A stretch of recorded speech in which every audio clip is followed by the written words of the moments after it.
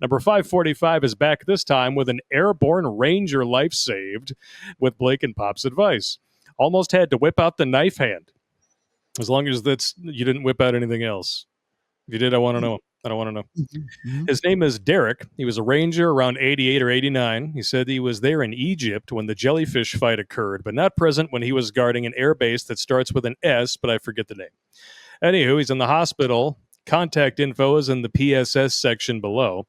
He had a few things done while I was there. Spinal tap, multiple MRI and CT scans, spinal biopsy. Oh, you poor bastard. Oh, my God.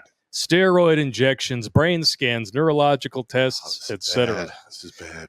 You know, the works. All because the base of his spine is unraveling and compressed elsewhere. He told me he has about 3 to 4 properties up here and owns a contracting business, and his third son is a welder making $12K a month. Excellent. Now for the dark side.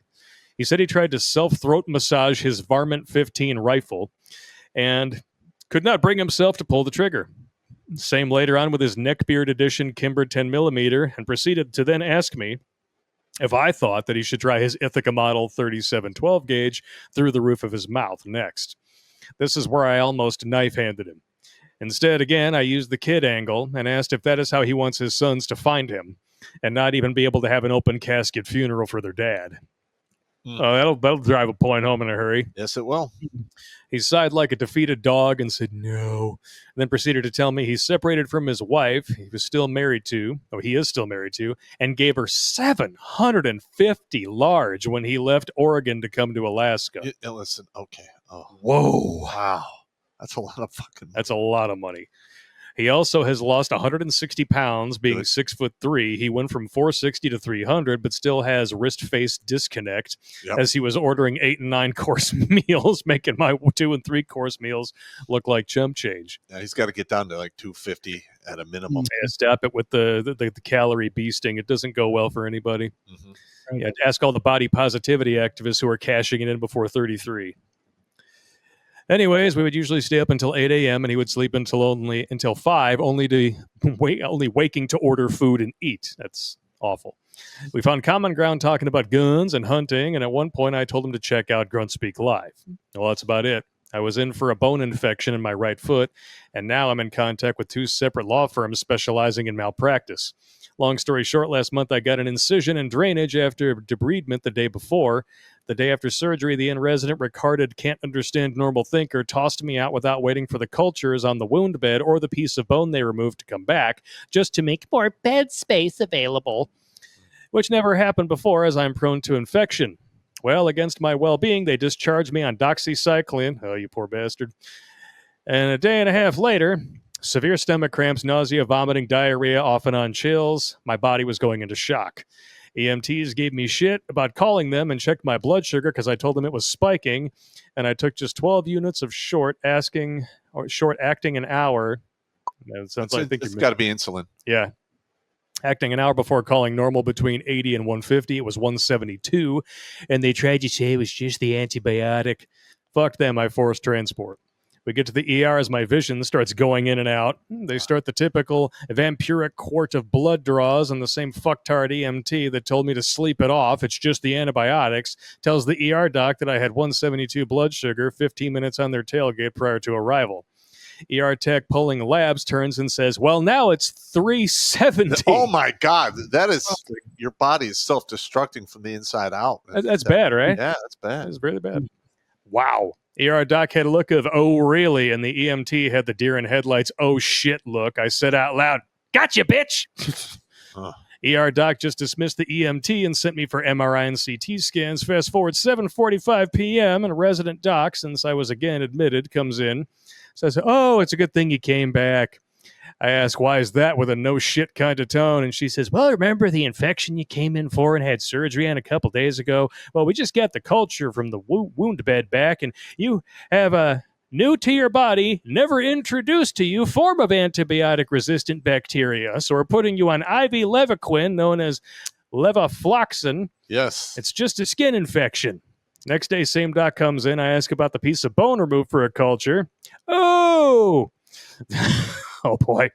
That showed it's in the bone, too. They only had me on IV antibiotics for 4 days, even though I was given the option That's bad. not to go on oral antibiotics. Then they dismissed and disregarded all my concerns about acid reflux and vomiting up their pills, the equivalent of eat shit.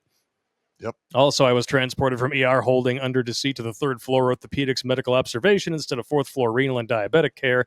Mind you, the same 3rd floor I was treated shittily and ejected from earlier. Same in-resident bitch that told me the bone infection was spreading from antibiotic resistance comes in and asks if I feel safe to go home on oral antibiotics. I was only back for 3 days at this point, to which I say, no, I do not feel safe to go home today. Same Karen Quantaha attitude with resting bitch face as the last street walking prostitute that kicked me out before. Nice. She says, well, I'm discharging you. I reply, no, you will not until this affection is eradicated. She says, well, I'm signing your discharge papers anyways, and leaves the room. Uh-huh. I roll over to the nurse at the bedside computer filling out a report and say, I think I'm going to call my attorney now since this is clearly a violation of protocol policy and procedure. And she says, hold on. Let me go speak with the doctor real quick, and leaves the room. 5 minutes later, enters resting bitch face with a deer in headlights look and says, oh, it looks like we'll keep you overnight. Uh-huh. I was there for 5 more days, during which I asked for a transfer to the 4th floor where I was supposed to have a private room for patient safety instead of with a spreadable infectious antibiotic-resistant disease was put in the room with another diabetic. Stand by.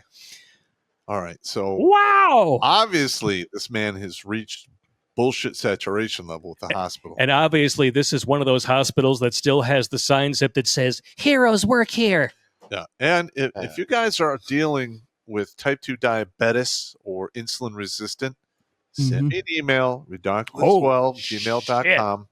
I have a whole list of supplements that I used to reduce my insulin resistance and help me lose 30 pounds.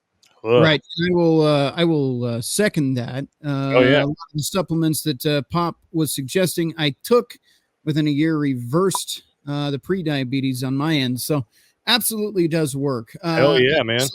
I also strongly encourage going to a ketogenic diet if you're in that situation. Yeah. Popcorn is ketogenic. Indeed.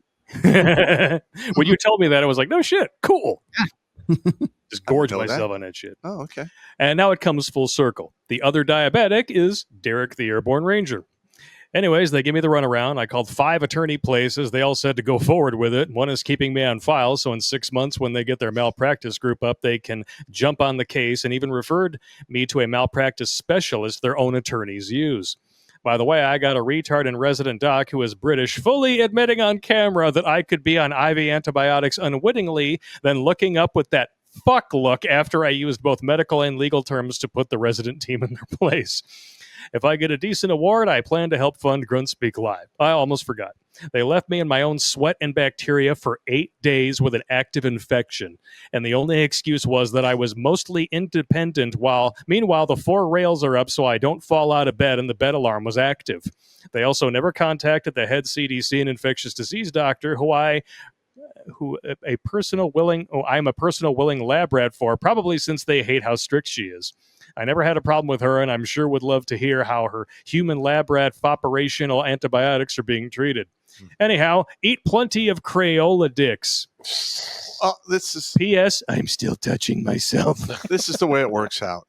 If you're in the hospital Anyhow, and they are not bathing you and you can move, get the fuck up, walk into the shower, and bathe yourself. It's just that simple. You can give the nurses a golden shower. Yeah, and like that type 2 diabetes, man, that's no good. A lot of guys don't know they have it until it's been around, in their body for 2 to 3 years, and by that time, it's really, really hard to reverse. Yeah, but it can be done. Yes. So it is what it is. But you're going to have to basically watch your, wrist face disconnect, or basically Tourette's of the elbow. Yeah, you got to stop the Tourette's of the elbow. You're going to have to get your ass out walking, and you want to get up to about 5 miles a day, because by the time you get done walking, if you walk 2.5 miles an hour, you cover 5 miles in 2 hours.